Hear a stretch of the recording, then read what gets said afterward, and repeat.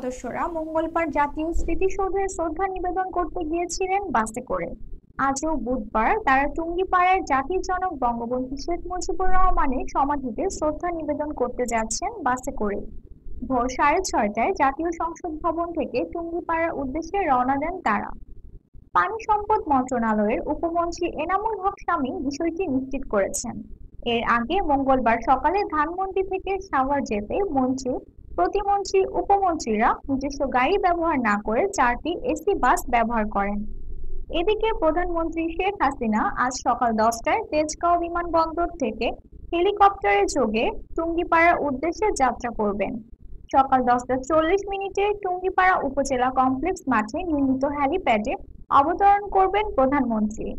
বেলা 11টায় নতুন মন্ত্রী পরিষদের সদস্যদের নিয়ে তিনি জাতির পিতা বঙ্গবন্ধুর সমাধিতে পুষ্পস্তবক অর্পণ করে শ্রদ্ধা নিবেদন করবেন।